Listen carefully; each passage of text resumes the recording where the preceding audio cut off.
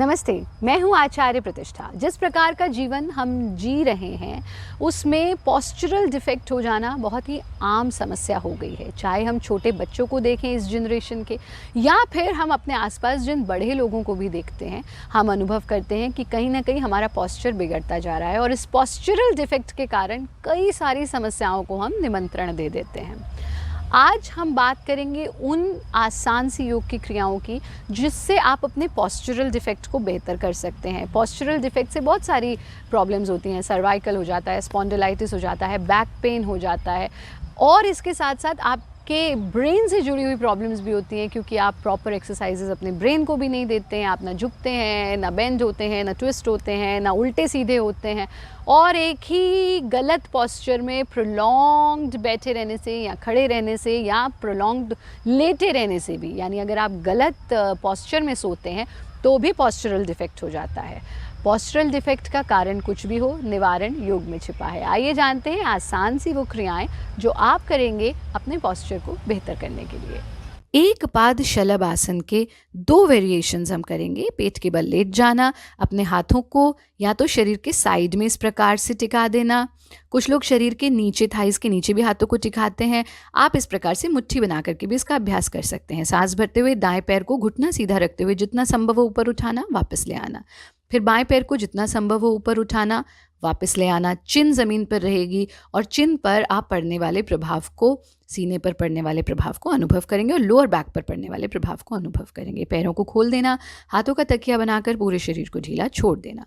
दूसरे स्टेप में भी उसी प्रकार से हाथों को साइड में ले आना और फिर एक पैर को फोल्ड करके दूसरा पैर उसके ऊपर टिका देना। ये पहले वाले स्टेप से ज़्यादा सुगम होता है क्योंकि इसमें आपको सपोर्ट मिल जाता है दूसरे पैर का। पैर को वापस ले आना। इसी प्रकार से अपोजिट साइड से इसे दोहराना, यथा सामर्थ्य रुकना, सांस छोड़ते हुए वापस ले आना। फिर से आप पैरों को खोल लेंगे, शरीर को ढीला छोड़ देंगे। दोनों क्रियाओं को 3-3 बार आप कर सकते हैं दोनों पैरों से। हाथों का तकिया बनाकर रिलैक्स हो जाएंगे और फिर वापस कैसे आएंगे? हाथों को ज़मीन पर टिका करके एड़ी पंजे मिले रहेंगे। भुजंग आसन की स्थिति में आ जाना, जितना संभव हो पीछे झुकना, कमर पूरी तरह से रिलैक्स हो जाएगी, पोस्चर आपका बेटर होगा और फिर सांस छोड़ते हुए शशांक आसन या गुरु प्रणाम आसन की स्थिति में आ जाएंगे और फिर धीरे धीरे से वज्रासन में बैठ करके प्रयत्न शैथिल्यम रिलैक्स। ऊंचा चले क्योंकि परमात्मा ने आपको ऊंचा बनाया है। खास तौर पर हमारे जो एडोलेसेंट एज के बच्चे होते हैं या टीनेजर्स होते हैं जो तुरंत के तुरंत हाइट निकालते हैं, वो बहुत ज़्यादा झुक करके रहने लगते हैं। बहुत सारे कॉम्प्लेक्सेस भी उस उम्र में होते हैं और ऐसे में उन्हें ये बताना बहुत आवश्यक है कि बेटा परमात्मा ने तुम्हें ऊंचा बनाया है और ऊंचे होकर के चलो।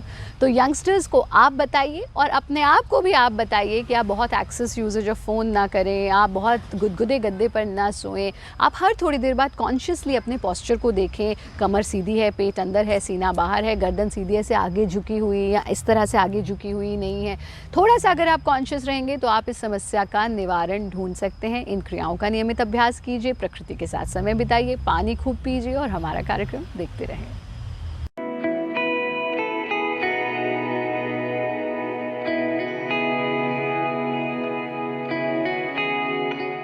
Presenting B News app, available on Google Play and App Store. Download it now.